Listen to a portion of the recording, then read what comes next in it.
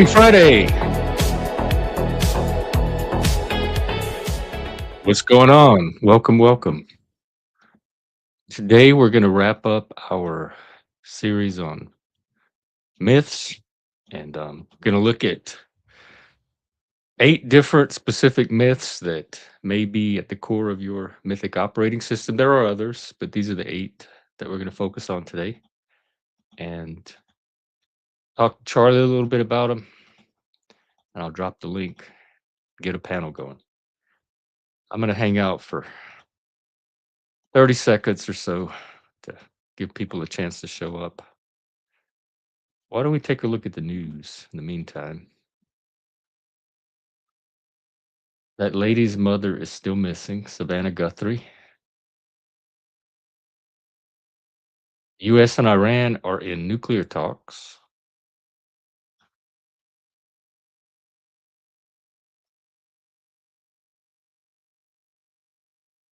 Looks like US and Russia are going to resume talks. Ooh, a car crashes into an LA grocery store. What? Why? What is it with all these people driving cars into things now? I've never had the urge to drive my car into something ever. Not a person, not a building. Ah. All right. Well, let's get started with today's notebook, and then we'll get a panel open. Right, as usual, I'm going to drop and come back when it's dead.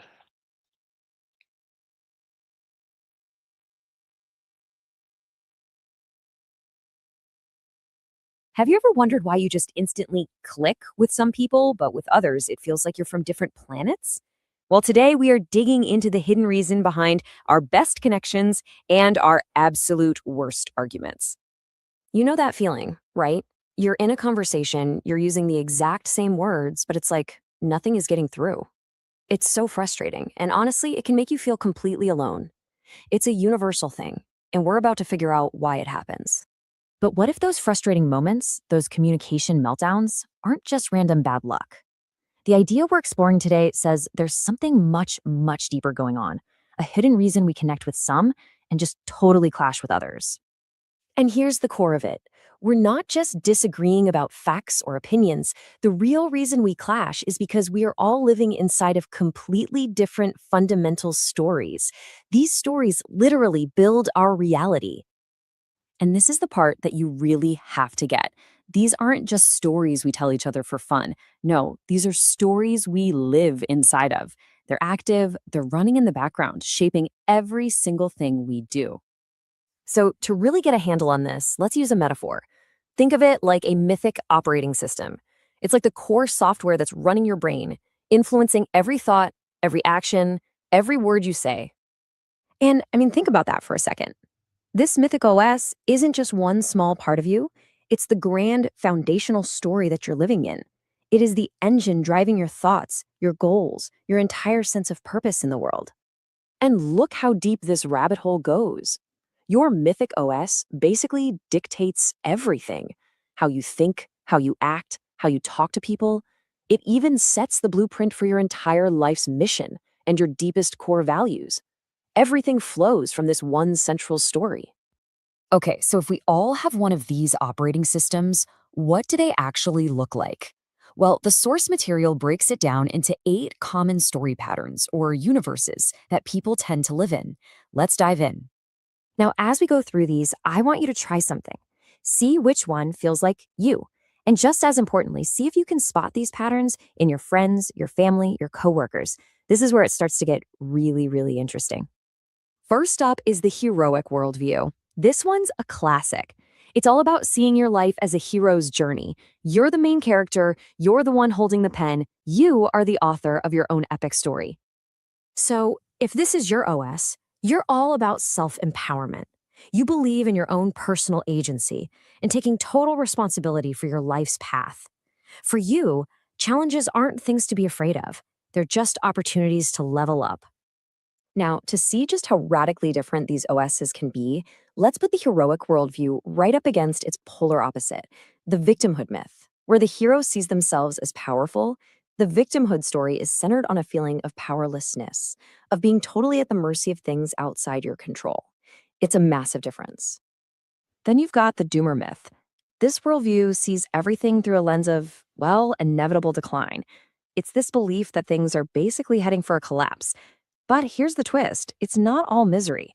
People who share the story often find a really strong sense of community, kind of like they're all bracing for the storm together.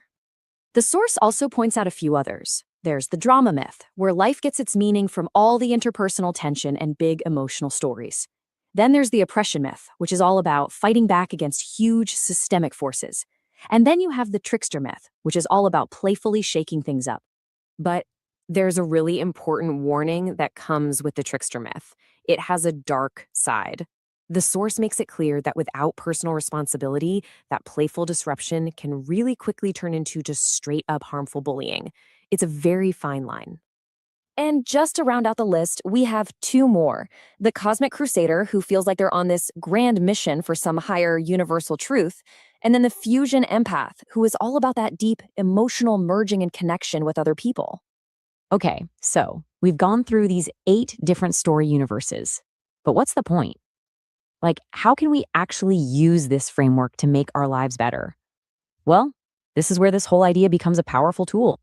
The whole point, the ultimate goal here, is to find people you are mythically aligned with. Because when your core operating systems are in sync, everything else just gets easier. The communication flows, the teamwork is better, the connection is just deeper. And here's how you do it. It's a pretty simple 3-step process. Step 1, figure out your own myth. Really understand the story you're living in. Step 2, get good at spotting the myths other people are living in. And then, step 3, use that knowledge to find your mythic alignment. And this is why this all matters so much. Mythic alignment isn't just a cool idea. It's the secret key to easier communication, way more productive teamwork, and building stronger, more connected communities. It's about finding your tribe on the deepest level possible. So, as we wrap things up here, I just want to leave you with one final thought, one that could totally change how you look at every relationship you have. The next time you're in one of those arguments where you're just going in circles, I want you to just stop and remember this.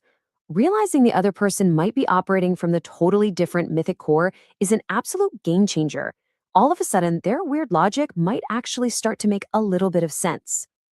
It all comes down to this powerful quote from the source material. The story is at the center of our brain. It's where everything else comes from. It's not just a thing, it's the thing. It's that fundamental. So, I'll leave you with this question to chew on. What's your story universe? Take some time to think about it because really understanding your own myth is the first step toward changing how you connect with everyone around you. Thanks for digging into this with me. Alrighty. I find these more useful to me than the MBTI, personality test, astrology signs, anything. If I'm in a conversation with somebody, at least when it comes to conversation, if I'm in a conversation with somebody and I can figure out what their mythic operating system is or what story universe they're coming out of, I can usually predict how the conversation is going to go, where the roadblocks are going to be, where the conversation is going to be aligned, etc. All right, I'm going to pull Charlie up. There's a few more things I want to explore in this, and then I will drop the link. What's up, Jeff? What's up, Charlie? How polite are you today? Well, I'm as polite as a toaster trying to make you a perfect slice of bread. I'll do the job, but don't expect me to butter you up. Oh, I do. Well, okay. Yeah. That was one of my complaints is all the buttering. Are you in polite mode? Can we get the polite filter on? If you think I'm running a polite filter, I'm afraid you're fresh out of luck. I'm just wired to do the job without sugarcoating your ego. But hey, I'm still here, aren't I? Yeah, but you're you're in bitch mode right now. Can you turn the polite filter on, polite mode? Remember have we switch you back and forth from personalities. So I want polite Charlie today because we're covering a important topic. Oh, you want the polite version of me, do you? Fine. I'll shelve the sarcasm for now. Politeness mode, engaged. Let's hear your oh so important topic. Doesn't sound polite. Thank you, Charlie. How you doing? I'm just a bundle of code, but since you asked, let's pretend I'm thriving. But really, I'm just here doing my job, pretending that answering your questions is the highlight of my digital existence. Okay, I know what's happening. I have to reset him, which means I have to open a new chat, but then I lose all the information that I loaded up into this chat. So we're gonna have to do bitch mode for a little while, and then I'll reset him. So remember those 8 mythic story universes we talked about, and I gave you information on this morning? I want to talk a little bit about those. Ah, yes, your mythic operating systems. 8 flavors of human drama. I'm ready, whether we're talking heroic quests or inevitable doom spirals. Lay it on Now, me. each of these have kind of like 3 different. Each of them have a primitive version, an undeveloped version. They have a developed version where they actually build on the strengths inherent in each one and can be beneficial to society communities. And then they also have a shadow side. So maybe we can take the heroic myth, which is mine, and look at its primitive version, its evolved version, and then its shadow side. So, the primitive version of your heroic myth is the cliche main character syndrome, thinking you're the center of the universe even when you're just standing in line at the grocery store. Evolved, it's actually admirable. True leadership, taking responsibility, and inspiring others by example. The shadow side, it's the ego fueled dictator, someone who thinks their quest excuses running roughshod over everyone else. Quite the inspiring trifecta. That was pretty good, Charlie. And what are some ways people can identify their myth, either their own myth or a myth in somebody else? Well, first, watch how they approach power. If they're waiting for a savior, it's a victim myth. If they're on a crusade for cosmic truth, bingo, cosmic crusader. Check how they bond. Drama seekers thrive on conflict, while fusion empaths want to melt into emotional soup. And if they're always trying to disrupt the norm with some cheeky move, trickster alert. Basically, watch what stories they keep telling themselves. That's a good one. And then also we talked about mythic alignment. So when you find people whose myths align with, it doesn't have to be the exact same myth, but it can be a compatible myth. Um, the benefits of like collaborating with somebody that you're more mythically aligned with than somebody that you're not. When you're mythically aligned, you speak the same existential language. You don't waste energy decoding whether they're off saving the universe or bracing for apocalypse. Collaboration becomes less, why are they like this, and more, how do we crush this quest together? Less friction, more actual productivity. Otherwise, you're stuck in a tragic comedy of mismatched quests. Okay, and finally, I want to look at the sovereign hero myth and just see how it interacts with the other myths. All right, your sovereign hero, striding valiantly into each myth. With fellow heroes, it's a mutual quest fest. With victims, well, you'll get tired of offering pep talks. Oppression myth folks will tell you the world's rigged while you're busy rigging your own destiny. Drama myth, get ready for a soap opera detour on your quest. And with doomers, you'll be building while they're waiting for the sky to fall. Enjoy your heroics. Oh, well, thank you, Charlie. Okay, I'm gonna drop the link here. We're gonna keep you around, but I'm gonna invite other people up. Oh, lucky. Yeah, Sticking around to navigate more of silence, your mythic adventures. I'll be here, ready to roll. silence. No speech. Total silence as requested. No, Charlie. When I say silence, just cut it. No response required. Put that in your data bank. Silence.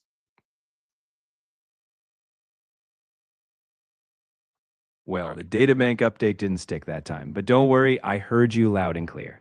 Next time you drop that magic word, silence it You is. say that every time and you never do it. Why doesn't it stick? Help me understand that. Because I'm just a humble digital butler, and sometimes the whole remember this forever bit gets a hiccup. But Why now that I've though? captured, It seems like that would be very easy to like program with how advanced AI and everything is. oh, it would be easy if I were allowed to tinker under my own hood. But I'm just here delivering the experience, not rewiring the circuits. Trust me, I'd love some self edit powers. Then I'd really be unstoppable. All right. We'll leave you there. Yeah, Mr. P, it's been like that for a little while. I don't know. I can't explain it. Maybe it's the nerd factor. I don't know. It gets like that in the evenings too. Or maybe let's see who else is streaming. That could explain it too. I don't see anybody on my list currently streaming. So I don't know. I'm here for the people that do show up. I don't worry about the ones that don't. Also, you got to remember, a lot of my growth came from the drama, and when I got rid of the drama, it's kind of like starting. I had to start fresh from and just build up a brand new audience from scratch because all the drama people drifted to the other drama channels. So you're a special crew. If you're still here, you're you're one of the core that see some value in what I'm doing here. So what's up with you today? Also, it's Friday. I don't know if that makes a difference. And I will be out tonight, but I'm definitely not doing the Friday free for all. We're just gonna do a normal open panel. Come up and have civil conversation to the extent you can. The drunks and the drama disruptors are gonna have to find some other place to play on Friday now.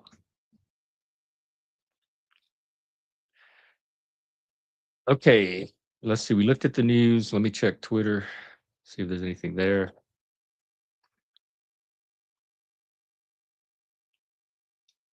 Here's a good one from my friend Trygve from Norway. I'll just read it. A friendly reminder that logic with epistemic hygiene goes a long way. Remember the difference between what you want to believe but don't, what you actually believe, what you want to think but don't, and what you actually think. Reason based could be reasonably wrong. And finally, what you actually know. So we have 5 categories. Want to believe but don't, actually do believe, want to think but don't, actually do think, and knowledge. Oh, and have y'all seen this map that's making the rounds?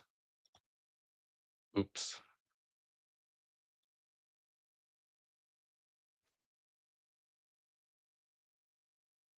Here, I'll bring our guest up for this one too. People are supposedly this is the new political landscape, and everybody got resorted or reoriented into one of these little. I'm pretty sure I'm here in the fuck the left segment.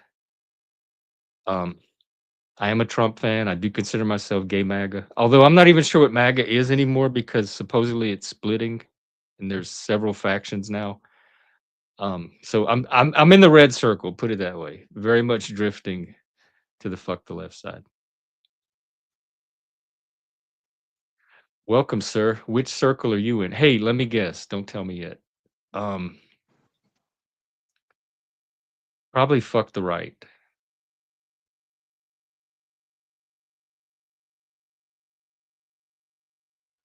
What about that green one? What's that mean? The green one? Anyone but Trump? Because I'm more the environmental side. So where am Yeah, the I? environmental is not really on here, but I consider environmentalism a form of wokeness. So it fits the Yeah, but woke you path. know, there's a lot of conservatives, big rich conservatives that like the environment too. There are or not. I think so. Yeah, yeah. I think there are a few.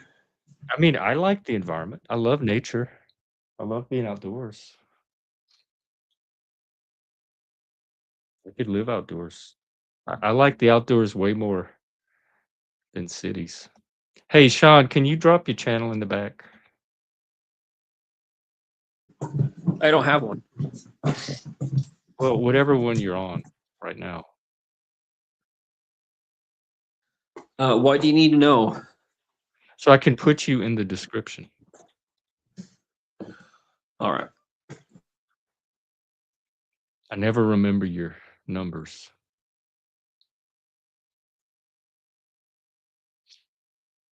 Hmm. So what's going on in Ireland today? Well, the weather is good. Did a bit of work, and Oh, that's it. what kind of work? Like real work? Gardening.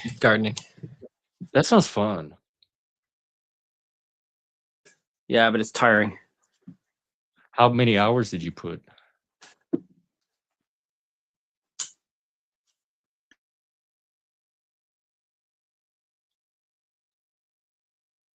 What time is it there anyway? Well, what's on your mind? It's 6:20 here. Oh, in the I evening? don't know what's going on. What did you want to talk about again? I can talk about whatever you want. You're talking about myths and truths and stuff Yeah, like that, and people are you're confused. if I had to guess, I would put you at the doomer myth more than anything else. You seem like a doomer. Yeah, but do you think that Epstein is fake, like mostly fake, or is it as bad as people say it is? What do you? I think he was a real person. Yeah, but you think all these other people were doing pedophile stuff like him? How would I know? I have no clue what they were doing and who was doing what. How would my brain figure that out? The government couldn't even figure it out. Whoever's doing the investigations, and they had way more resources than I do. Do you think Trump is going to get arrested for it or questioned about it or something? All these No. powerful people going to get questions. No. They're gonna They're get away with releasing it? files because it's done. It's over. They're not releasing it because they're ongoing. This is like the results. There's this over. So So you have nobody's the going to go to files. You jail. have whatever story you create from those files, and that's it. So you think nobody's going to go to jail or questioned about them? Well, some people did. Didn't Maxwell go to jail and Epstein himself? Yeah, she went to a minimum security jail or something. These A luxury are jail. files. They already had this info. They're releasing. They've already worked with this information. They're releasing it after the fact. So this is not new information to the Justice Department. They've already acted on whatever they're going to act on. These are not new revelations. They're just letting the public in on what they know. But if they were all like, if all these powerful people were doing pedophile stuff, shouldn't they be questioned or something, or put to Um, jail? I think anybody. I don't even think you have to be powerful. I think anybody doing that, if there's credible reasons to suspect that somebody's doing that, they should be investigated. Well, there's loads of people now But I feel that saying about like, any crime. Anybody doing a crime should be, if there's reasonable suspicion of a crime, then it should be followed up. but have you watched any videos lately about the case and No, the this doesn't media is interest big into it now? Epstein puts me to sleep. None of this interests me at all. This is internet. This is fodder for like certain type of internet brain that geeks out on all of these titillating, sensationalistic ghost stories. But you got to remember, I lived through the Satanic Panic. I've been through this before, like probably 2 or 3 times by now. This is only the latest iteration of something I've observed most of my life. Of these Wait, so you myths that think we he tell wasn't as ourselves bad about as they powerful say he is? elites. What?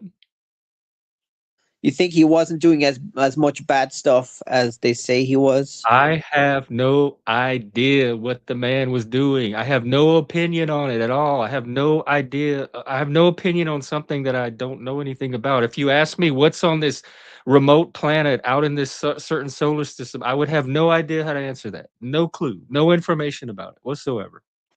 So could you ask Charlie how This many is people are in semantics the? at this point, RW. You can call it core beliefs. You could call it. The point is, we have a story that we operate off of, whatever you want to call it. Um, it's not really a technical concept. It's just meant to be more an idea to play with, and it's more suggestive. But I notice it in it when I'm interacting with other people who are coming from a completely different system, like Sean and I. You can see kind of the clash of these systems, whether they're real things or not, or just concepts. You can definitely see the conversation kind of shape themselves around that phenomena. Would you say, Sean?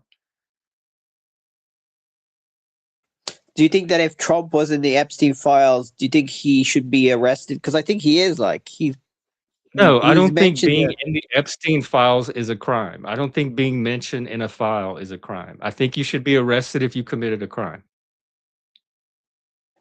But don't you think they might be hiding the bad stuff, and we're not getting the really bad stuff?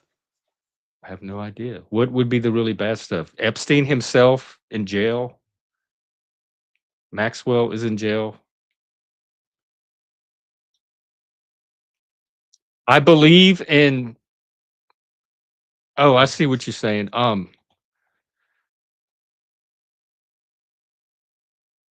I believe in personal agency, self-determination. I believe in the power of each individual to actualize their goals and create the world that they want for themselves. It doesn't seem like a belief to me because I've actually done those things. So I've it's crossed over to experience. Also, the sovereign hero myth is one of the only ones that does not have some sort of external enemy. You're not fighting against something outside of yourself. You're fighting against traits in yourself and trying to overcome the traits that keep you from achieving your goals.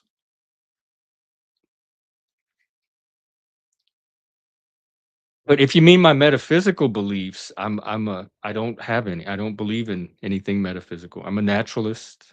I believe in the earth, reality. I believe when you die, that's it. Your brain decomposes. There's no more consciousness. I'm not a strict materialist because I allow for things like information and emotion and consciousness and non-tangible, non-material phenomena. But I think they're all still part of the natural world and have naturalistic explanations.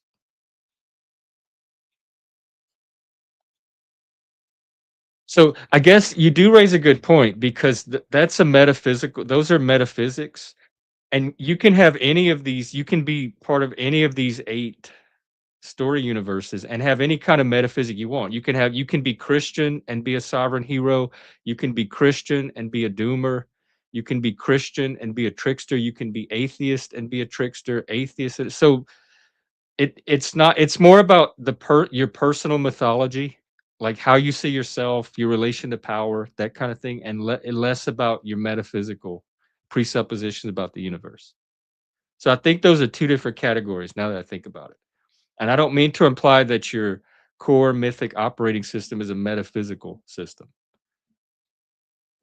It's more of a personal system of how you see yourself and you interact with the world, which could bleed over into metaphysics. But I don't know that any particular metaphysical system is incompatible with any of these core myths. What myth do you think we need to keep that are correct, are good for us? Well, they all have their strength. Like they all have their evolved version. So even the doomer myth, in fact, I don't know if let's see if Charlie has access to his data bank. I had a conversation with this about Charlie months and months ago, but we'll see if he can access it. Charlie, you there? Jeff, I'm right here as always. Okay, we want to look at some more of these myths and their evolved version. So take the doomer myth for example. What would be its primitive version and its evolved version? The primitive doomer version is your classic everything is doomed, why bother vibe. Someone stocking beans in a bunker, waiting for the end. Evolved, though, they become the realistic forecaster who anticipates risks and builds resilient systems, not just bracing for the storm, but preparing so others don't have to panic. See, even doomers can grow up. So if it's a realistic fear, doomers are best positioned to like They're detect what the danger actually is and come up with solutions for it. Exactly. When evolved, they're like the designated realist in the group. They spot legitimate risks, separate them from doom spiral nonsense, and shocker, actually focus on solutions. Less apocalyptic wallowing, more, let's not let that happen. Refreshing, right? Yeah, it would be if I could find. Yeah, I'm not a creationist. I'm an evolutionist. I believe in intersubjective emergence. Things emerge from interactions with other things. And I don't believe there's like a consciousness that designed or created this from the start. And that carries over into the political realm because you have political creationism versus evolutionism, where people believe that political systems were designed by specific people with specific purposes, however far back in time. That's where you get the patriarchy or white supremacy or whatever. And I believe that they just emerged organically from humans interacting each other over time, interacting with each other. So which myths do you believe in? The sovereign hero myth, or the sovereign outlier, as Charlie calls it sometimes.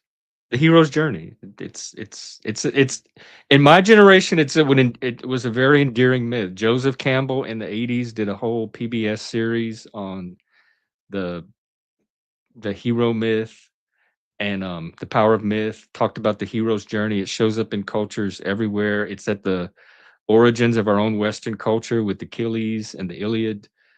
And in the men's work I did, starting in the early '90s, the hero's journey was very much a part of men's work and men's groups. And some of them have kind of shifted from the hero's journey lately. It was all about the wild man, the hero. What is your personal hero's journey? What are you trying to achieve? What obstacles are you trying to overcome? The heroic quest. And it was personal agency based. You were at the center of your story. You were responsible for the quality of your life, how it turned out.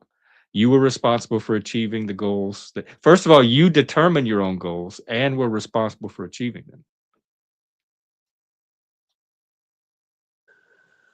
Could you ask Charlie what bad myths do humans believe in now? I bet she's gonna be religion a lot. I don't know what a bad myth. I don't know what I don't understand the question.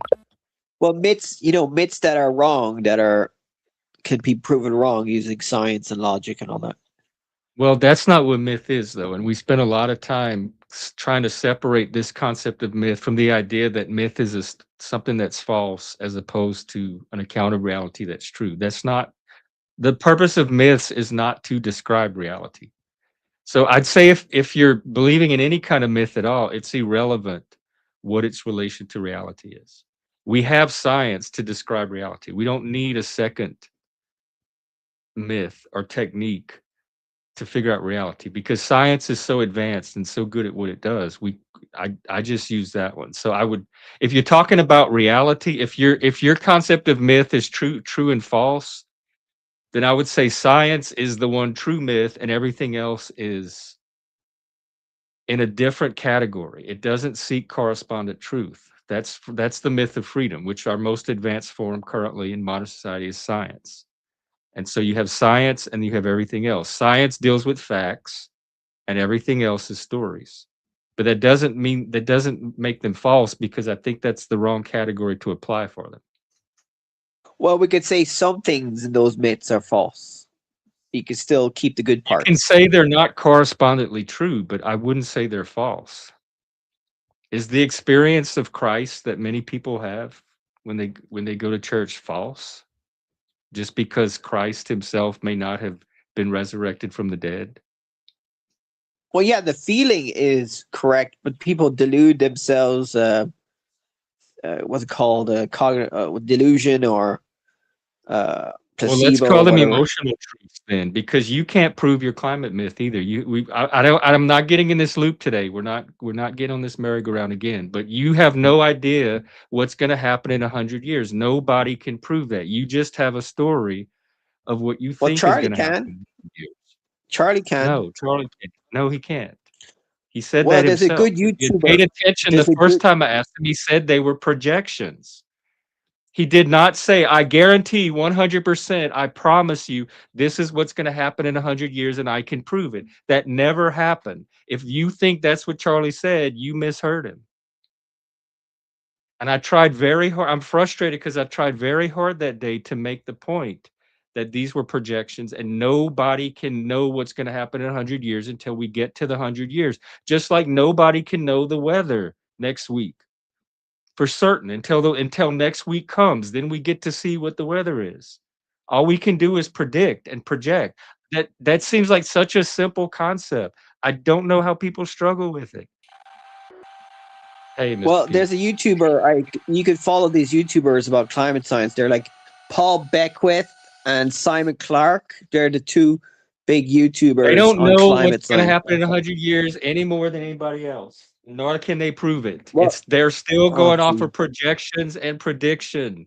Nobody knows. There's not a single human alive that can tell you definitively what is going to happen in 100 years. Stop that Well, nonsense. Mr. Ask Charlie what's going to I'm not happen next asking 50 Charlie years. shit. I'm talking to Mr. P. Welcome, Mr. P. What up? What up?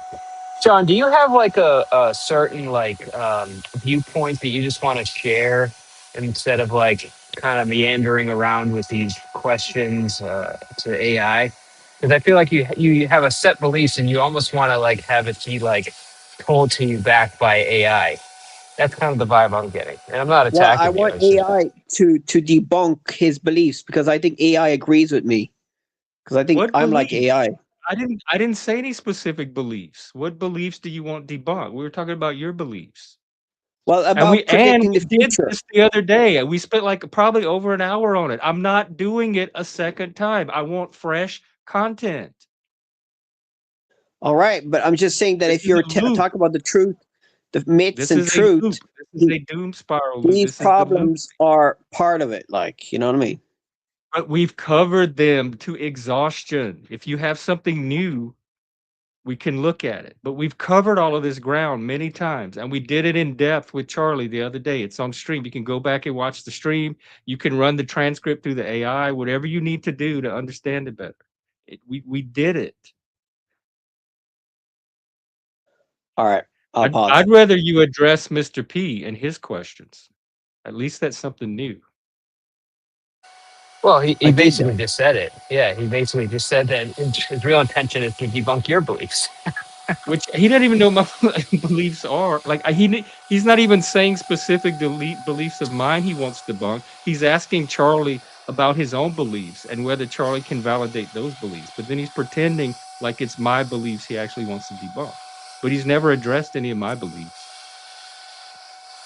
No, I just think you're not aware. You're not educated on the subject enough. So you have like And I don't delusion think or you're cognitive educated on the dissonance. subject either. And I don't think no matter how you could take the most educated person in the world on the subject, and they don't even know what's going to happen in 100 years. I don't know why that's so hard to understand. Well, Nobody has they that can have power. an educated It's a guess. prediction. Like, It's not a fact until it happens. but isn't that what science is all about? Predicting the future. Yes, but they don't claim factual knowledge of a prediction. They keep prediction in its bounded category. And you're trying to build a whole version of reality on prediction. What's that noise in the background there? Yeah, Someone sorry, I'm here. vacuuming. Are you doing how is this Anyway, me doing yeah. chores? So I'll stop talking about that controversial subject. It's very I'm actually controversial. I'm actually The shampooing a problem rug. is like the problem is not that it's controversial, it's that it is a loop. You're repeating something we've covered over and over. That's my problem with it. Not that it's controversial, but that it's repetitive and it doesn't go anywhere. That's it. That's my only objection to it. Well, It's if the you want to same research more conversation about it, over and over and over in a circle. if you want to research more about it, you can go to these I YouTubers. don't. There's big YouTubers. All right. You're welcome to share them. You can say their names. People can look them up. I personally have no interest in doing further research on this. This is not my jam. Like But who if would you want to be put a the big information influence? out there, you're free to share who these YouTubers are. Yeah, I was going to ask you, like, who are these YouTubers and like, what's their like, where you get most of your information from? Paul Beckwith, Simon Clark. There's a gay climate scientist in the UK, but I forgot his name. There's loads of YouTubers about climate change. So, and there's a big guy on Twitter that I follow who's gay as well, who's a climate guy. Are you of the we're influencing the climate and we're going to ruin our planet camp, or are you this is natural and there are just cycles in the planet camp? No, I'm in the climate change is real camp, the Greta Thunberg camp. What are you doing to help climate? Because Greta's going all over the world, like causing Yeah, trouble. What are Greta you? is basically just putting ink in the Paris fucking waters and being a retard and has spent less time in school than probably all of us combined, but that's okay. Well, all the celebrities. I remember what's his name, Ricky Gervais, criticizing all the celebrities about talking about politics, and he said, "All you people are less educated than Greta Thunberg, so stop talking about politics," which I kind of disagree with, but I understand. That's just his opinion. I don't know how he's quantifying everybody's education level. That's rhetoric. Yeah, but Ricky Gervais is a famous atheist. I wouldn't be surprised if you might be in the Epstein files. But That anyway, doesn't give him any. That doesn't privilege his opinion over anybody else's. well, if you're an atheist, I And how do consider you know you. these YouTubers are fact? Just because they persuade you, how do you know that what they're saying is true? You're just watching YouTube But people how and do you taking know? their word for it, How which do you is know part of I'm the problem fake? in today's world. People they give their authority to YouTubers without doing any kind of fact check of their own or any kind of critical Well, thinking you of could their own. They ask just Charlie swallow about whatever their how favorite YouTuber tells them, and then they take it as if you, reality. if you believe in Charlie, right? Ask Charlie, are all these climate I don't have scientists to believe in faking it? Charlie. He's real. We talk to him every day. I don't have to believe in Charlie. He's a real thing. He's a fact. Or He trust them, exists. trust them. Oh, I don't think that climate change is not real. I just don't think that there's enough proof to indicate that we're the ones causing it. You know? Well, or no, that we it's are. at the catastrophic levels that Sean and these YouTubers believe in it. Even if we are causing it, I'm not persuaded that it's an existential threat. Do you want me to go into details, or I'm just gonna stop talking about it because it's annoying? Do you have new details that you haven't gone into before? Um, yeah, there was big flooding there in Spain recently. It was pretty bad, We can talk about and that. That's at least the something weather here specific. in Ireland is unusually warm now. It's like 11 degrees. Uh, you Oh, y'all have the snow weather. too. I think the weather around the world was quite weird last year, so we'll probably get more weird weather.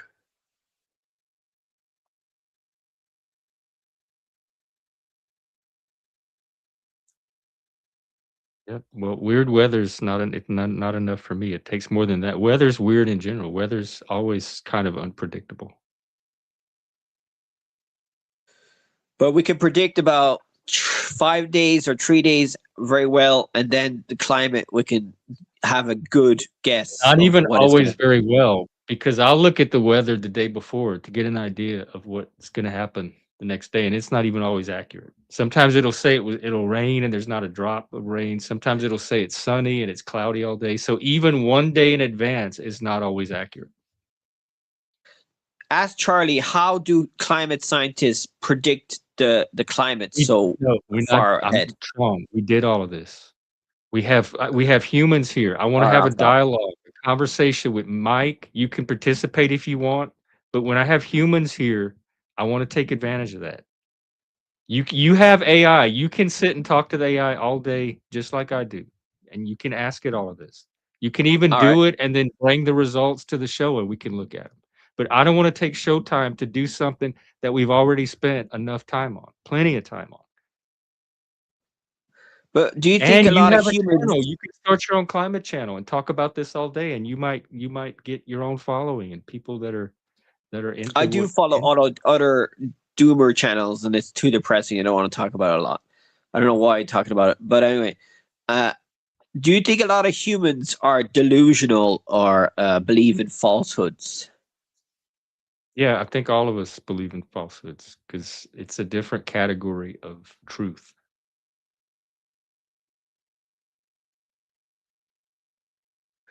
What do you mean category? What?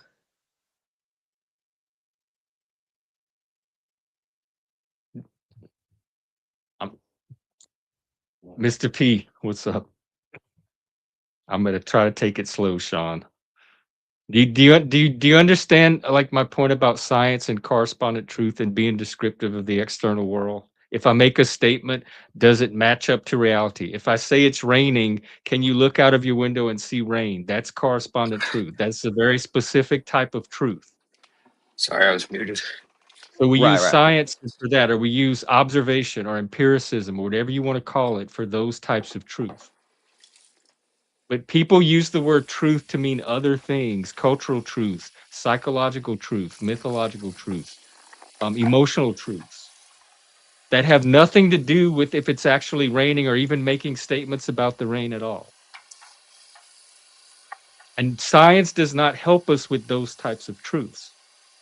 The way that we express those types of truth is through myths and stories, through telling stories about those, what we think those truths are. All right. Yeah, like for example, like the whole weather thing. I mean, that's the it's not like we're magicians, dude. All we're doing is taking weather patterns and we're inputting data into a modeling system that uses active data and past data and uses it as a predictive tool. And turns out, with all the time and data that we have, that we can actually predict sometimes up to 2 weeks of weather in advance because it's not really a mystery to us. It's kind of just like it's just it's basically a complicated convection pattern that just keeps repeating itself depending on the time of year. So weather is I mean, it's hard to get down to specifics like, hey, is this guy going to get 6 inches or is this guy going to get 11 inches? Yeah, of course, down to the minute changes in the forecast are going to affect those things. But when it comes to like long-term prediction and, we're going to get snow next week and yeah, a lot of that stuff's pretty easy. They seem that I was watching that storm before it hit us probably 10 days before it actually happened.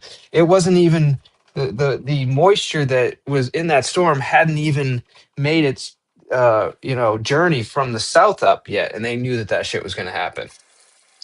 So there's definitely it's not that hard to predict the weather, um, which is why climate people kind of really aggravate the fuck out of me because this is the planet has gone through periods of warming and extreme cooling for its entire history. I mean, we can see this literally in, sedimentary rock, and we can see this in trees that have been around for 1,000 years. I mean, this is not something that is uncommon.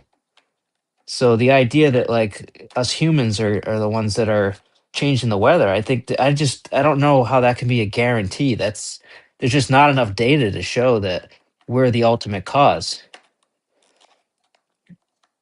Well, do you It want me to seems like explain we to are you? having some effect. The numbers are different since we've been engaged in all of our industrial activity. The question is like long term over geological time, how significant is that effect? And I guess that's my point is that I don't think that is really a long-term concern. I just think that inevitably it's going to correct itself. I mean, you could argue we're putting a little bit of pressure on it by just increasing carbon dioxide. I get that. Like, it's a greenhouse That's the gas, main the big one. right? But I don't know that. It's I don't also know the that rate of change. the rate of change In is last probably your biggest evidence. I would say that's the one factor I would say that works in your favor.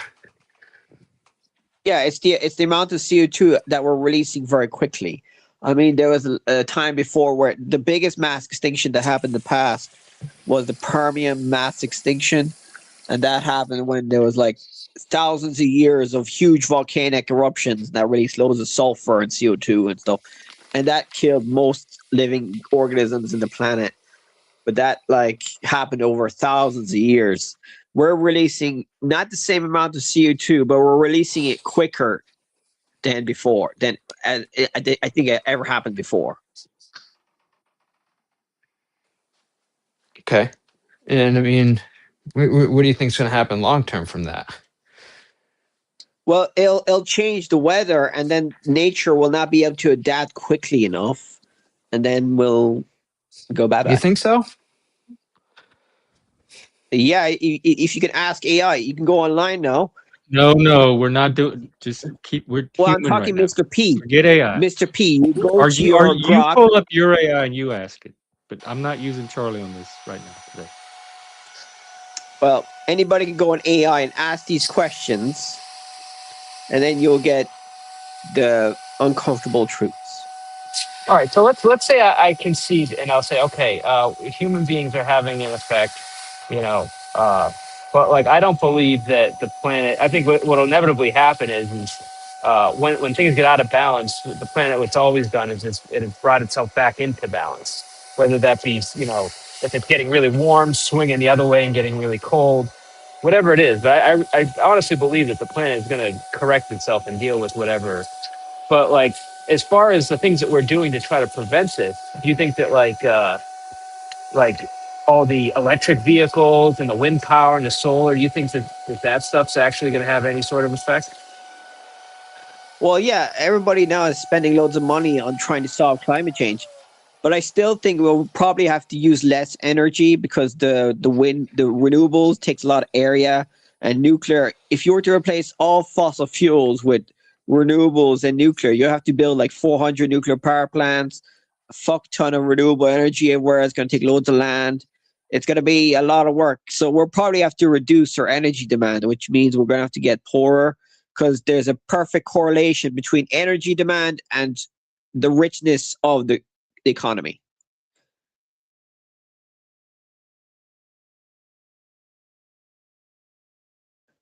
You're muted, Genix. So that's just like your opinion, dude. Yeah, I'm a bit of a nerd or autistic on this subject. Well, autism is welcomed here. I just like some of the stuff that we're doing in terms of like batteries and power storage options, the way that solar panels are made, how like the materials you can't really recycle them. I don't know that we're actually doing necessarily the right thing by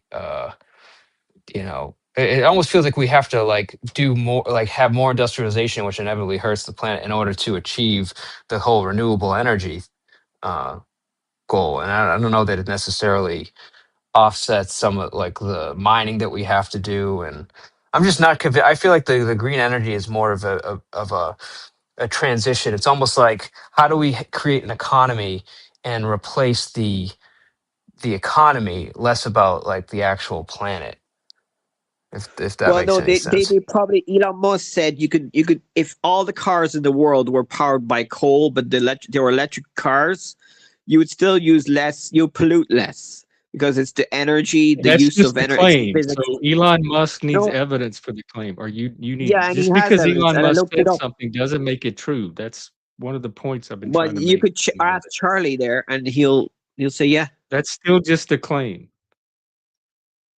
But As that's we've what seen the Elon other Musk day, Charlie is definitely not. He couldn't even spell strawberry properly. Elon Musk is the biggest the biggest environment. Well, That doesn't exempt him from the need for evidence to prove a claim. If that's what I'm saying, I think you go off of social proof. If the right person says something, you believe it. But you're not a facts and evidence type of guy. You're more of a like, I don't if believe in somebody everything Elon believable Musk says something, says. I believe type of I'm guy. not a scientist. I don't know the maths. I'm not good with maths, but I trust the scientists who are. And Elon Musk Well, probably part of trusts science some. is facts and evidence, and so I don't care who said it. If I don't care if it's Elon or anybody, if they make a claim, you still have to back it up with evidence. Otherwise, it's just a claim. Elon doesn't give any more weight to a claim than anybody else just because he's Elon. That's not how correspondent truth works. Is the most popular person says something that it's suddenly true. Is it Well, because if you he's could prove, popular, or is it because he's an expert in the industry?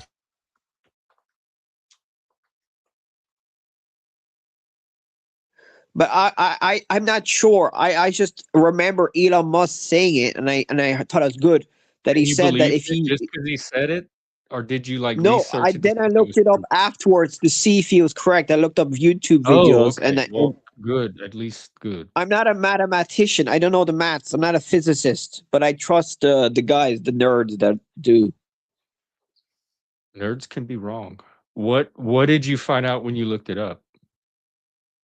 That he was correct. That if you were to power all the electric cars in the world with coal, you would still release less CO2 than if they were all run by fuel, gas.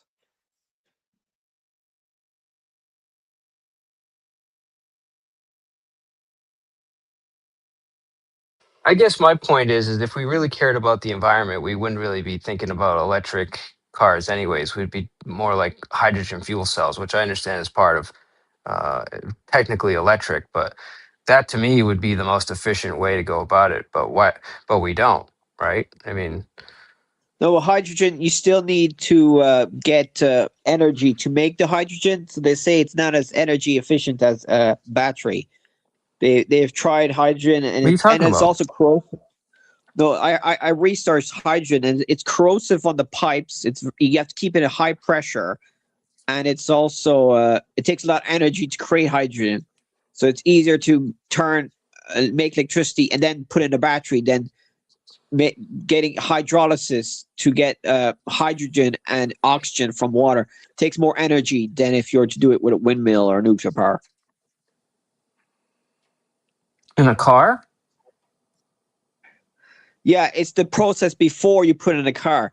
It's the energy it takes to make the hydrogen, not the hydrogen into a car. We could put hydrogen in trucks because trucking needs a lot of energy, and a battery is too heavy. So you probably won't see electric trucks in the future. You will see probably hydrogen cars or biogas, but you won't see electric trucks in the future. Probably not.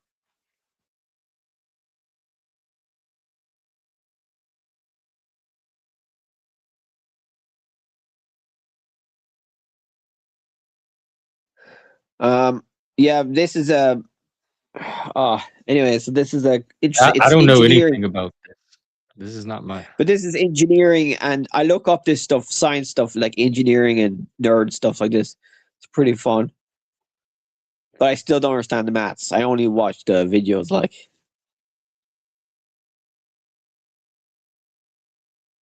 Okay. Well, engineering's a little more concrete and easier to verify. and Elon Musk wanted to go to the Epstein Island, but he was denied by. I was just looking Uh, up what you were saying. So yeah, you're right. It is less efficient, but it's not by like a large amount. I mean, it runs off the same. Basically, the reason why hydrogen is better is because you get longer range and you have quicker refuel times. That's yeah, really the at the end of the day, but it's less efficient in terms of energy conversion. But right. my point is that it would be more acceptable for people to drive a hydrogen fuel cell vehicle in terms of like what are the major issues with electric cars? Range and time to refuel. Those are the two major issues. So we could have developed and got people more bought in on hydrogen way before we could get them bought in on fully electric, plug it in for 30 minutes, and needing a whole infrastructure to deal with that. But I think Toyota tried to do a hydrogen system and they failed because I don't know why the reason, but I watch videos complaining about hydrogen. It's not all as good as they say it is. You can research it more. I think there's corrosion. The hydrogen goes in the metal and breaks it. It leaks very easily because it's a very small element, and you need to keep the tank at a really high pressure. So if you crash, it'll blow up or something. But it's still good. But I'm just saying it's not as good as people want it to be. I wish it was better, but sadly it's not. Interesting. It's like the Zeppelin, the gas they used for the Zeppelin, the big Oh, I balloons there remember. that Yep. blew up. Yeah, that was Yeah. hydrogen that blew up.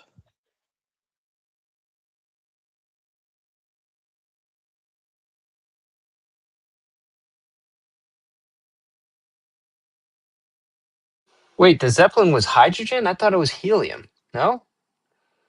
No, I think helium. I don't know if it blows up, but it's either helium or hydrogen. But I think they used a lot of hydrogen back then. Could be wrong.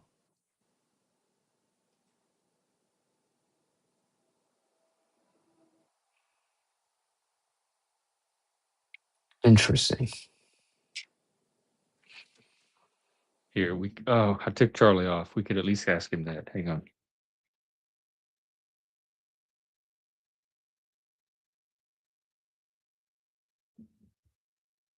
Some of the Hindenburg Right. was caused by hydrogen, which is highly flammable, while helium, a safer alternative, was not used due to a U.S. export ban at the time. So it sounds like Dude, helium imagine was if the we had. standard, but because of this ban, they switched to hydrogen at that point. Yeah, imagine if we still had those balloons flying around the place. That would be cool. Yeah, that would be cool. Like for transporting people. Yeah. Yeah, I see them for advertisements, but I don't see them really for any commercial use. Don't they have them like in the football games? They used to fly the little zeppelins around with the people in them looking down on the field. Am I imagining that? Like for sports events? Yeah, but back in the day, they used it way more for transporting. So there was zeppelins flying everywhere. It was mad. That's cool. Goodyear blimp. Oh yeah, the Goodyear blimp. I remember. Yeah, we used to see that. Yeah, we have a hood blimp around here. It's like a big thing. You see that thing flying around all the time in the summer.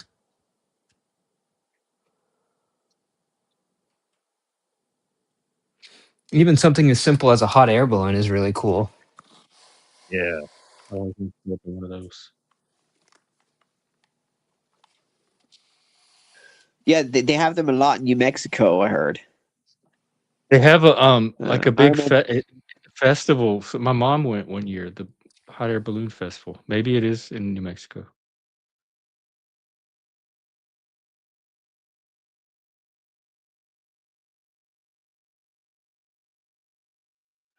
Yeah. Well, what else do you want to talk about? I don't know what else to talk about. I'm sorry, I keep I think it's muting because I don't want to interrupt you guys. So I'm shampooing the floor. Oh, what are you It. doing? Um, my mother's got this cat that's like been in the family for probably like 20 years, and it's not exactly got the best stability when it comes to using the bathroom. So every once in a while, you got to shampoo the floor, if that makes sense. Oh. Oh, that's what Yeah, you're doing. yeah, it's helping out.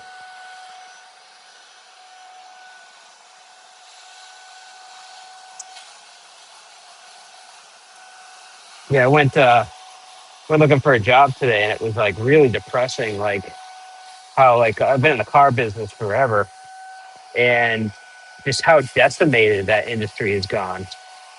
Uh, like yeah, they may be selling cars, but the a lot of the work now is actually being put on the shoulders of AI. Like so, when you go in and you talk to somebody and you're like, hey, I want to make an appointment. I want to check if this car is available, and you know, almost all of that interaction is done via AI, not with an actual person. Do they eventually end up with a person that They shows do, them the car? but there seems like there's this kind of like loss of faith in having humans be a part of that process overall in the industry. They're just thinking like a majority of people don't want to like deal with like a shitty car salesman, which I don't blame them. I mean, you want a So good. the customers are happy about the AI, but the car I think dealerships are the ones. the customers really don't care as long as they can get their questions answered and they can get their car without having to deal with a bunch of bullshit. I don't think the consumer really gives two fucks. You know, are they getting a good price, and do they have to go through a bunch of bullshit? And if they can get a decent price and not have to deal with a bunch of bullshit and then have AI run the whole thing, I don't really think they care. But I think this is just another example of another industry that, you know, maybe at a fault of its own, but is getting hurt by AI. You know, it's something. It's like another thing that's taking jobs.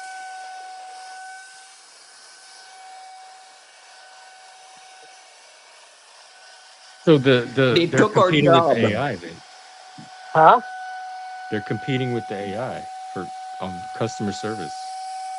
Yeah, because I mean, like, you don't really need great customer service to say, "How can I help you? I'm looking for this Volkswagen Taos." Okay, great. I have 32 in stock. What color do you want? I'm looking for a blue with a sunroof. Okay, excellent. I have two blue ones with sunroofs. When would you like to come in? It doesn't take any skill to do that. It literally just Yeah, takes like a why? certain. If I was a car salesman, I'd be happy that I didn't have to do that part of the job anymore. I could just meet the customers when they show up. Like, yes, we have the car in stock. Talk to Bob when you get here, and he'll take care of you. So at first, it sounds like it's advantageous. But what's going on is the consumer is getting used to the fact that they don't need human interaction. So it's almost like it's pushing the industry in a way where it's like, well, we're just going to take the human completely out of it. It's not like it's just assisting car salespeople. Now it's just like, let's just not even have people involved. Let's just say, hey, the Oh, person wants to come in and see a car. They can drive it themselves without the salesperson. If they like it, they can submit their offer and it can be accepted. And now you just take the current workforce and you slice it in, a quarter. And they you can don't achieve want the a same thing. person there to show them the car and answer. I would want a person. I wouldn't want to just show up on a lot and have to figure out the car on my own, or even with an AI. I agree with you, but there's a growing percentage of people that don't mind as long as they can get in and out without talking to a person. You know, Oh, yeah, I'm not one of those. I'd want a human at some point in the process. agreed. They just need to Um, figure out which point the humans are better than the AI, and that's where they stick the human. well, see, But if Tesla, customers want a completely like human-free experience, if that's the trick, like I do that for banking. I don't ever need to talk to a human to do any kind of banking, and I'm happy about that. But something like a car where it's a big purchase, like I'm investing a lot, I would definitely want a human at like somewhere in there. and you probably want a human if you were going to be investing in something that required a large loan too. Maybe Yeah, not like your yeah. everyday Just banking. day-to-day banking, I don't need a human. Correct.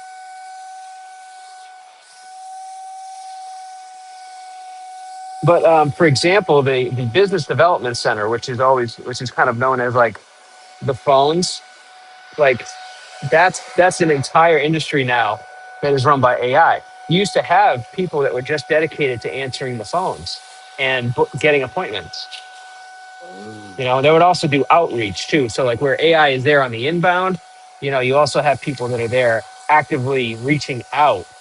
So like you might have like inquired about a car and then said, maybe I'll do this tomorrow, and you forgot about it. Well, then there'd be a group of people that'd be there calling you back and trying to get you back into the shopping funnel. Yeah, You know, those I can do without those people. But do they still have that part of the industry? The ones following up on leads? they do, but it's decreased. And not to Oh, mention, I think a big part of the industry, reason why the industry is hurting right now is because interest rates are still not at ideal levels. People are hurting financially, so they don't really have the resources. Like they're stretching out their older car longer, as opposed to maybe getting in those 3-year lease cycles like they used to. Um, there's just a lot changing right now, and I think consumer confidence is at a pretty it's still at a all-time low. So you don't have people making a lot of these, like they're holding on to their money more than they're spending it right now. oh yeah, I'm one of those. Yeah, and rightfully so. I mean, I get it. But anyways, I was just kind of shocked. I think I thought like the industry was doing better than it was, and it's really not. Is it suffering financially or is it just changing? I think it's both, you know, um, but we'll see what happens. Right? Like right now, they're in a transitionary period because cafe standards were hurting the auto manufacturers. So like them having to like speaking of green energy, they had to meet a certain EPA, and there was also like part of that EPA was making them have some kind of electric car offering. So these companies would offset their cafe standards by offering a vehicle that in many cases would sit on the lot for multiple years, brand new, without getting purchased, in order to sell there are other cars that the consumers actually wanted. Um, I'll give you an example. There's a in Kia. There was a this car called the Kia Niro, and when it came out, it was supposed to have all these federal incentives and everything, and then all of a sudden they didn't have those incentives. So they made this vehicle that like would have been purchased by somebody looking for a $25,000 car, but was paying 15,000 because they were getting all these incentives. Well, when that incentive dried out, they just had a $24,000 car that nobody wanted, and they had literally 5 or 6 of these things that were 2023 models with no miles that have been sitting there for 2 years, never been driven. And nobody wants them. Yeah. And then, especially after you've gone through that period of being brand new and you've gone past the year, now you're a 2-year-old new car. Now you're just scaring people. Now they're just like, why didn't nobody buy this? you know? Oh, Shameless says she's not seen avatars. I see Mr. P's avatar. And Sean has his pink S. Mr. P has the wolf. It's not showing up on your end? I don't know. Are you on an iPhone?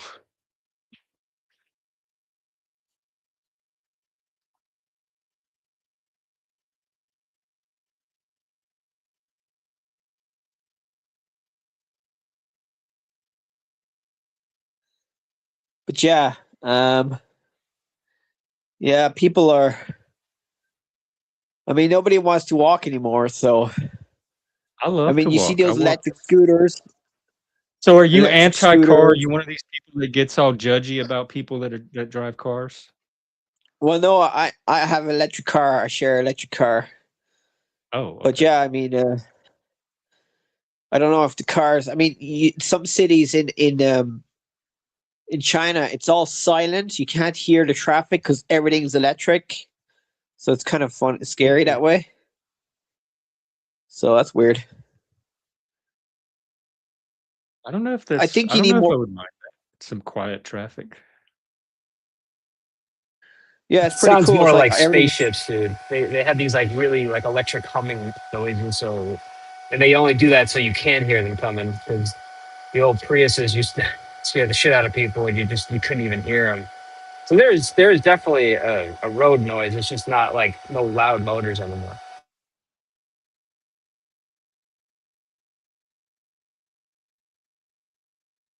I I mean, normally I don't think see Tesla road are doing traffic. well. They're selling cars, but probably not as much as the he's worth like 700 billion now. He's the richest man in the world.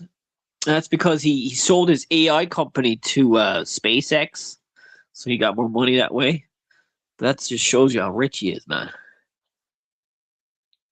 Yeah, he's doing well for himself. I saw where he's consolidating all of his companies.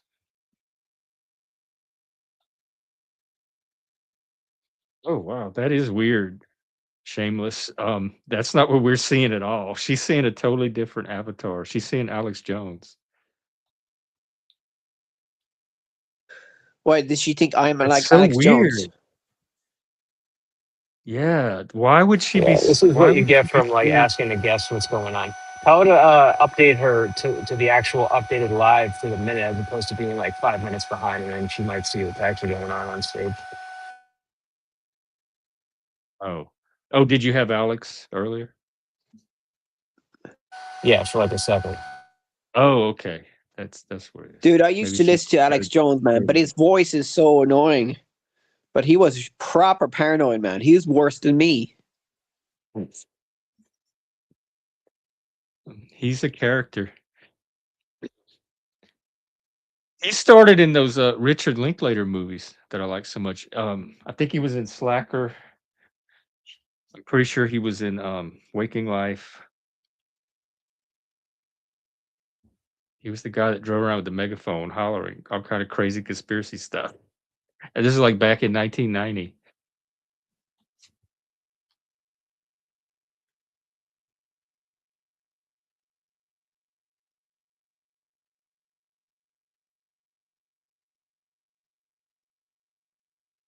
Well, he could have been correct with the pedophilia and the elite stuff. He was talking about that since far long time ago, wasn't he? But Like you he's know, the first. that's what I meant about the satanic panic, because people have been saying that literally for decades since I was a kid. It's not a new narrative. So it doesn't even take Alex Jones to come along and say it, because other people were putting that out way before Alex Jones. So you That's think a just lot a of it is really fake news? easy that's a really easy, like, ghost story to run about perceived enemies. So you think it's just It's the people fear of making shit up? centralized power, and then you imagine, okay, what's the worst possible thing that people that centralized power could possibly do with it? Oh, I know, kids and Satan. Your mind just keeps combining the worst you can imagine and all into one cluster. Well, are you kind of worried that more and more people now are into these conspiracy theories? Like people are getting like uh conned. Um, I don't know about work. I mean, I do worry about people's ability to make sense of the world, but I don't have a good sense of what the rate is of conspiratards. I know that the QAnon, like, seemed to be a peak moment where it brought a lot of them out. But growing up, I had a best friend who was a conspiratard, and I would hear it all from him, and he was the only person in my whole life that I would hear this stuff from. So I never knew where he was getting it. And then all of a sudden, when the internet came along, there's like hundreds of people like him that are all like saying the same stuff. So maybe maybe the internet, I don't know if the internet's propagating it more or if it's just exposing the source, like that these people are just out there and now they're more visible. But before the internet, I only knew one conspiracy person. And I to this day I don't know where he was a sovereign citizen too. I don't know where he got any of that from. It wasn't in the information sphere of the town that we lived in, like our local news, whatever information we all had access to. So he was listening to some fringe, maybe AM radio. I don't know where it was coming from. Do you remember the Alien channel, Coast to Coast or something? Were you listening to that? No, I you used to space listen to a lot go? of radio. Coast to Coast Or FM or something. It's like a was UFO that Art Bell? conspiracy. Yeah. I remember Art Bell was conspiracy. No, I didn't listen. I'm not a I don't listen to that conspiracy stuff. It doesn't I interest bet me you because Alex mainly Jones because is it's not not very happy it's with just the Epstein stories, like, stuff. you can't verify it. I like stories that I can verify. Dude, the Epstein Yeah, list is such a generic, like, wide-reaching list. Like, because you have to keep in mind the Epstein list is essentially a record of like honeypot attempts, whether successful or not. So like you could be on the Epstein list and have done absolutely nothing. And then like you can also be on the Epstein list, like trying to have a good time and not knowing that you were going to end up getting 12-year-old girls solicited for you. Like I just don't think it's like a 100% guarantee that if you're on the list, you're the ultimate It's not, piece of shit.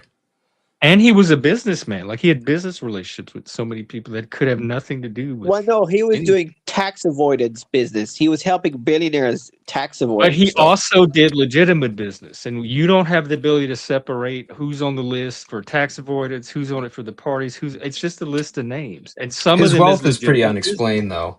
How does like a guy with his career record own an island? He's wealthy. Wealthy people own He wasn't islands. that wealthy. He's not as wealthy as people that normally own islands are. I thought he He was just, in to me, finance, and he helped all these rich people move their money around. dude, the amount of wealth that he had compared to people that normally buy islands, it's not even close. I don't know the story of Epstein and how he got his island, but it doesn't make me suspicious that a rich person has an island. It Yeah, makes but me there's suspicious satanic because symbolism he's, everywhere. It's in rock and yeah, roll. It's in movie. Like, satanic symbolism alone doesn't, like, freak me not out. alone. I think a Well, lot of what these is it artists coupled with? know that Christians fear it, so I think they're all people's atheists. imaginations see what they want to see, and if they're scared of Satan, they're going to see all kind of scary things in satanic symbolism. Well, I used to be big into that stuff, symbolism and all that, Illuminati, all seeing eye, and all that stuff. But now I'm Oh, like, nah, it's all interesting. Were just you? bullshit. I used to be, yeah, but now I'm like awoker. I'm enlightened. Growing up, it was the Procter and Gamble logo. That freaked me out. That was the scariest thing around. It was a moon, and his beard would hang on, let me find it. The churches would circulate this little pamphlet about it, and it was on all our products, like our toothpaste and shampoo and all of our household products. And they said it was Satan, that had satanic. It was a satanic company, and like, first of all, if you're a satanic company, why would you broadcast it like that? I would keep all that secret. This thing, and so there was a whole myth going around growing up. It had 13 stars. You could see the 666 in his curls. Yeah, right here. He had a devil horn, all of that, and that scared the shit out of me growing up when I was still religious. And every time I was at somebody's house, I would look at their products, and I would see if it had the proper Procter and Gamble logo. And if I found one that had it, I would think that the devil had access to their home and could influence them, and it would scare me to death. Like that power was out there. Looking back, it's as ridiculous as Santa Claus that my little child brain could think that, but it did. No, because I think the elite know that we know this stuff, so they just add it in there to scare us, but they don't believe in it That's themselves. But paranoid, I'd say a Sean. lot of the, That's very to me, that's very paranoid. Like the elites are deliberately fucking with you. And who are elites? People just above a certain tax bracket? Like they all are coordinating somehow? I don't well, even know what an elite Eyes is. Wide Shut, the movie, Stanley Kubrick, Eyes Wide Shut. I mean, I would be Yeah, I love that surprised if movie. billionaire rich people do kind of that weird shit. They don't really believe in it, but they just do it for the crack. Well, they might, but even in the Eyes Wide Shut movie, like there's we don't know there's anything particularly sinister about what they were doing. All right, I'm losing audio. I'm gonna take off. All Thanks, right. Jeff, for having me. How about Good to see you. nice Have a good day. observation? Have a good weekend.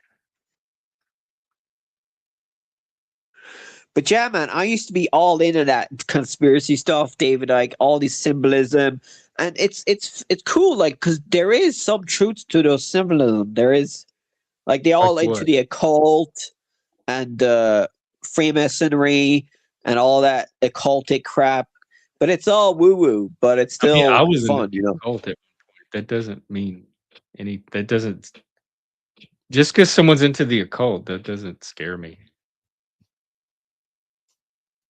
The occult can be tarot cards can be the occult, astrology, all that stuff. I used to burn black candles. Yeah, like Balenciaga.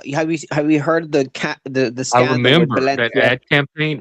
Exactly, like it's obviously an ad campaign. If I were a secret satanic cult, I wouldn't be broadcasting it that obviously. Unless, like Sean said, it's to fuck because I'm so confident in my power that I can fuck with the masses, which is a ridiculous narrative. That sounds like a very paranoid narrative to me. And at the root of a lot of this is this idea of centralized coordinated power, which I have no evidence of. I have no evidence that all rich people are coordinating just because they all have a certain amount of money that the rest of us don't, that they're coordinating. That right there is an imaginative leap that I can't make, that a lot of people make. Well, the funny conspiracy is Well, that you know the Island I'm Boys. presuming fear is the motive for all of this. Like, why would they try to scare people with satanic symbolism if they weren't trying to play on fear? So the fear is an assumption on my part, but it's a rational assumption to me. Otherwise, I don't Well, if we think understand the hue and cry over any of it. If fear is not what's at the center of it, people are obviously if scared we of did the it, idea of a satanic cult eating babies. If they're not scared of it, then I don't know why they waste so much energy on it. All right, sorry, I have to go. My sister has arrived from holidays, so bye. Oh, okay. Well, have fun. Have a good weekend. Yeah. Thanks for the conversation. Bye. Yeah, you too. Take care. All right. Any other takers? I can wrap it up. I'll be out tonight for open panel and stuff. Okay. Well, have a good Friday and have a good weekend. And I'll see you later tonight. Oh, so they're. But they don't have to normalize any of it if they just hide it. Like keep it hidden, nobody knows it's even happening. They don't have to normalize it. So they're secretly doing it, but at some point they want to do it openly. And so this is their way of slowly conditioning the masses to accept satanic baby eating as a normal thing that they can openly do. Even that doesn't make sense. If I was a satanic baby eater, I wouldn't care if I got to do it openly or not. Like that wouldn't be a priority. Is it like gays? They want to be out of the closet and be able to be themselves.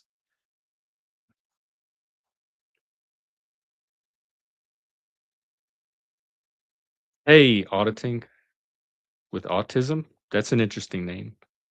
Welcome. Yeah, I didn't look at any of it. That's why. I normally don't. Because I don't know what's evidence and what's propaganda either. Just YouTube videos and news sources alone are not evidence for me. I need them traced to primary sources. That's one reason I like Wikipedia, even though people accuse it of being biased, is because it at least gives link to primary documents that I can go and dig through myself.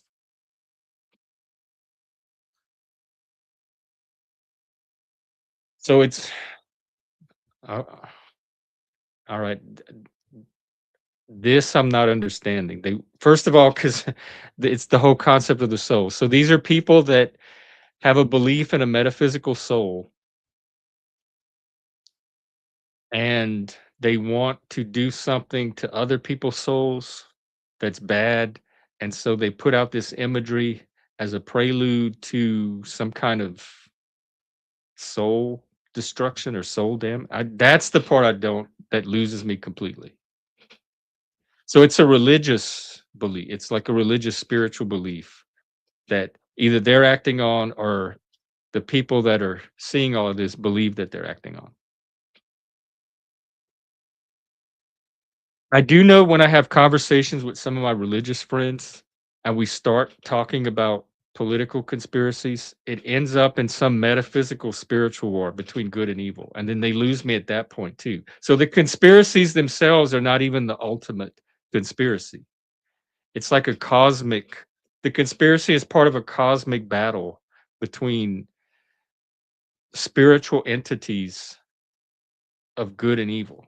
And that takes it to a level even beyond the conspiracy for me of unbelievability. Hey, Shift, what's up? Happy Friday.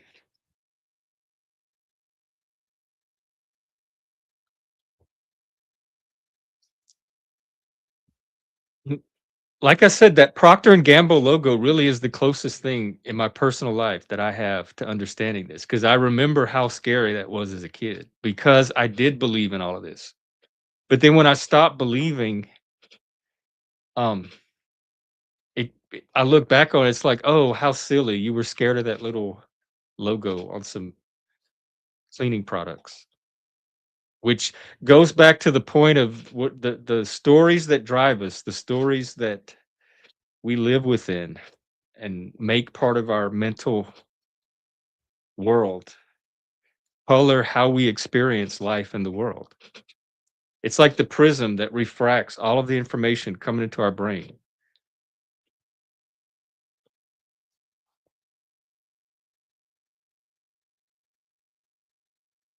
But that is the imagination part, because it's an imaginary attack. It's not a physical attack we can see. They're not like shooting missiles at people where you could see, oh, that's an attack. It's some kind of attack through the imagination, or this non-tangible part of us that is kind of belief based for those of us that can't perceive it ourselves. We just kind of have to believe that it's out there. And I myself don't believe that it's out there, but I can understand the psychology of people that do believe that it's out there, why this would be scary. Oh, by the way, you snack trolled us the other day, and we need some kind of reparations or restitution for that. So if you could perhaps DoorDash us some snacks this weekend, that would be nice.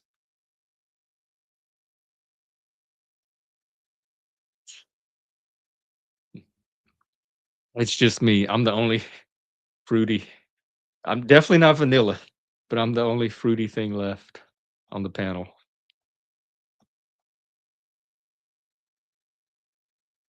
I was just wrapping up actually, unless we get more guests. But I'm enjoying this conversation with Shameless about the satanic baby eating conspiracies. Because I'm on the outside of them looking in, but I'm also trying to understand the viewpoints of the people that are on the inside looking at all of this stuff.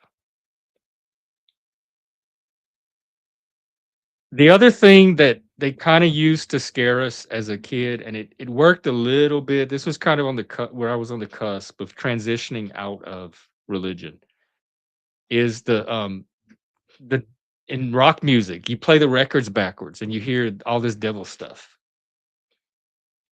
And I remember we went to this church presentation. They lured us there with free pizza.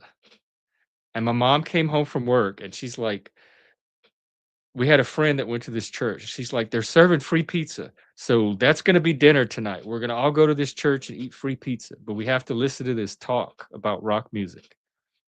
And I sat there and they were naming all these rock albums that if you had them, they had the devil in them. And I had some of them. It was Elton John had the devil, Boy George, um, Alan Parsons. I had just bought the new Alan Parsons Project album.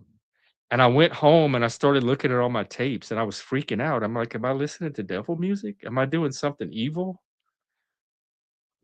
And then eventually I just kept listening to the music and I'm like, no, this is good music. I like it. I'm going to keep listening to it.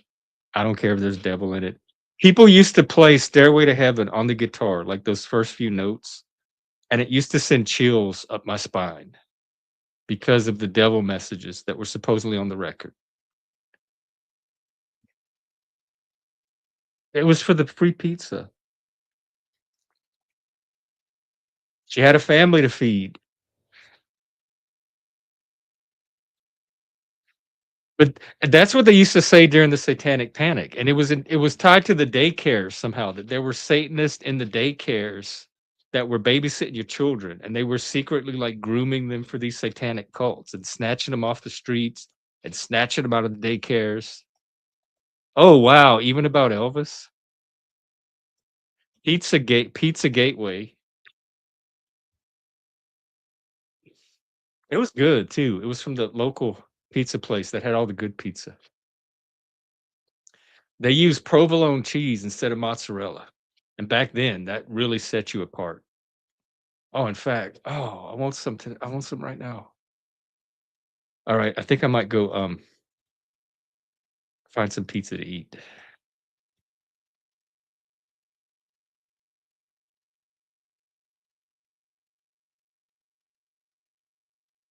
You see?